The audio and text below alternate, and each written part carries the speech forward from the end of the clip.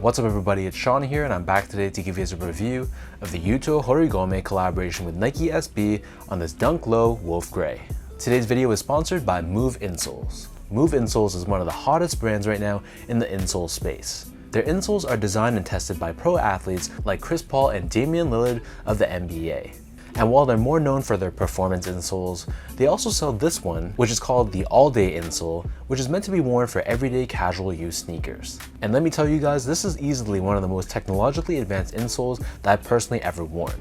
First of all, this insole is primarily constructed out of their recharged foam, which is what gives it a very comfortable feel while still being responsive and well cushioned. And beyond that, you can see this black TPU plate on the back half. This to me is probably the best selling point of this insole, as it's incredibly supportive. It really hugs and cradles your foot, and it gives you a lot of arch support that a lot of other insole brands don't give you. And beyond that, there's other aspects such as this active heel technology, which gives you that added impact protection in the areas that need it most. So as you can see, there's so much going on with these insoles, so you guys should definitely check it out if you're in the market for one. So I'll link their website, their social media, all that good stuff down below, so check them out, try a pair for yourself, and let me know what you guys think. So back to the shoes, this is the very first collaboration between pro skateboarder Yuto Horigome, who's famously known as being the very first person to ever win an Olympic gold medal in skateboarding. So this happened back in 2020, so I figured it's just a matter of time until he was given his own collaboration with Nike SB.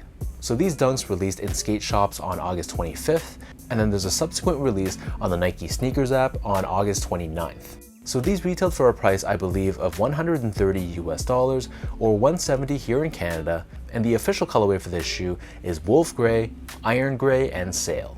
So the inspiration behind the colorway for this shoe, this is based off of Yuto's youth, specifically paying tribute to Ojima Komatsugawa Park in Tokyo, Japan. So this is where the original spark and love of skateboarding came about. So things like the marble benches in the park, the cherry blossoms, all these things are captured in the colorway of this shoe, which makes it very special. So diving right into it, as we start things off on the toe box, this is covered in this thick white colored leather, and just like any other dunk, we have these perforations found all across. Surrounding the front toe cap, we have this very nice quality, very thick cut of gray suede, and this is a flatter suede, it's not a long-haired shaggy suede, which gives the shoe more of a neat and proper appearance. So this same suede covers the eyelets of the sneaker, and then beneath this on the mid panel, we have more of that same smooth white leather that we saw earlier on the toe box. And then overlaid on top of this, we have a leather swoosh, and this is done in more of a grayish olive tone, and it's a bit warmer compared to the cooler gray found surrounding the toe box and the eyelets. Moving downwards on the side flaps or wings of the shoe, we have more of that same gray that we saw on the toe box, and this loops around the bottom of the heel.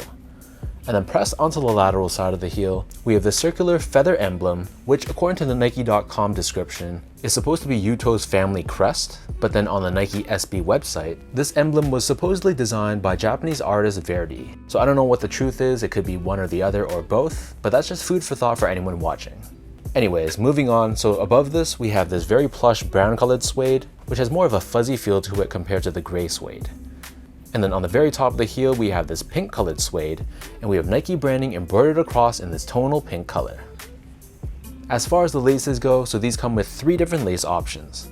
The standard default lace, and the one that it comes with, are these oval shaped laces in white, but they also come with 2 extra oval laces, one in the soft pink color and one in brown. And honestly, all 3 lace options are really nice. If you like more of a minimalistic take, the white ones are the ones to go with. If you like something a bit more in between, I would go with the pink. And if you want a lot of contrast, then go with the brown.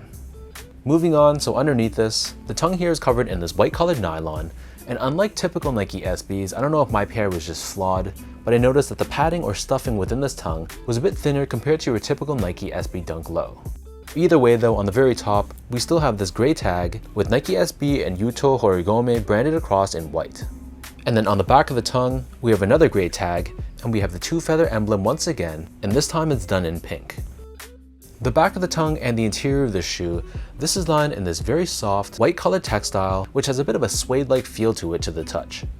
And this being a Nike SB Dunk Low Pro model, we have these additional heel pillows on the back, which gives you additional comfort and provides a little bit more lockdown for the back end of your foot. Moving on to the insoles, so these come with your typical foam lined insole. However, you'll notice that the branding on the heel, this is inspired by the look of cherry blossoms. And this being a Nike SB Dunk, of course we have a Zoom Air unit attached to the heel of the underside of the insole. So the upper of these dunks sits atop this solid rubber cupsole, which is painted in this sail or slightly off-white color. And then turning the shoe over to the bottom, this outsole is constructed out of a dark brown rubber. This being an SB Dunk Low Pro model, we have a more aggressive traction pattern found on the forefoot, which circles around the circular pivot point on the forefoot. And then in the middle of the outsole, we have this cutout revealing this wedge of foam, and this is this pink colored hit in the center, and here we have Nike SB branding. So that breaks down the look and the construction of these dunks. And for those wondering about sizing, to me these fit like most of my other Nike SB dunks, even though the tongue is a little bit thinner than normal. So my foot measures as a true size 10, slightly on the wider side. I got these in a 10.5 and they fit me really well. So I feel like if you have a narrow or normal width foot, you can go true to size, no problems. But if you have a bit of a wider foot and you don't like that pinching around the forefoot area, then I would recommend going up that half size. But if you're someone that really hates extra length in your shoe and you don't mind really breaking in your shoes, then I guess you can go true to size and just wear the shoe, break it in, and eventually the toe box area, it does soften up a bit, but it all comes down to personal preference on how you like your shoes to fit. Next up, in terms of the comfort, so unfortunately these feel like any other Nike SB Dunk. So with that said, this is a shoe that has performance in mind. It is meant to be skateboarded in, so it feels very flat and firm with a lot of ground feel. You're not going to have a lot of softness and cushioning underfoot, even though there is zoom air underneath the heel. So with that said, for an everyday casual use shoe, it's going to be okay, but it's not particularly a shoe that I'd say is extremely comfortable, and it's definitely not a shoe that I want to wear if I'm going to be on my feet for many hours within a day. Finally, in terms of the quality and the craftsmanship, so this to me is the best part about this shoe. I thought the quality of the materials were really nice. In fact, I felt like the material quality was even better than a lot of other Nike SB Dunks. So Nike SB Dunk quality usually is already much better than Nike sportswear Dunks, but I was a really big fan of the suede that they use on this shoe. The materials feel very thick cut, and they all feel like genuine leathers and suedes. And in terms of the build and the craftsmanship, while I had some minor issues with some long threading that I had to trim off and cut down myself, aside from that though, I didn't notice any significant glue stains. The paint job was really good. The panels were cut and placed consistently. So all in all, I felt this was very well built. It was extremely well put together, and the materials, it goes without saying, were top notch.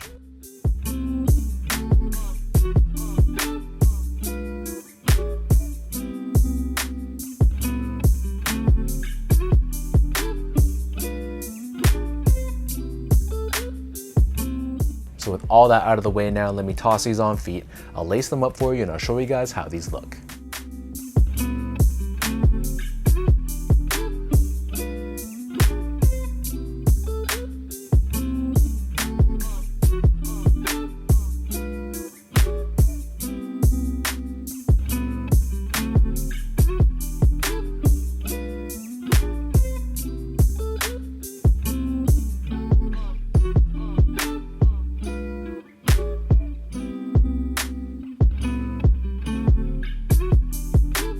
This to me is one of the nicest Nike SB Dunks to release this year. I know there's been so many fire SB Dunks to release, but what I really like about this collaboration is how minimalistic it is. Yes, this is a collaboration, and they make you know that it is a collaboration, but it's not over the top, overly in your face.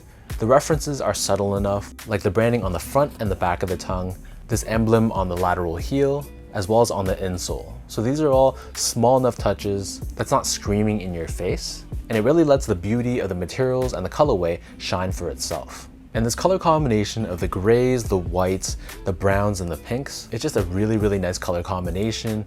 And in some ways, it kind of reminds me of the Stussy Nike SB collaboration with this Neapolitan look and vibe to it. So let me know in the comment section down below, what do you guys think about these Yuto Nike SB Dunk Lows?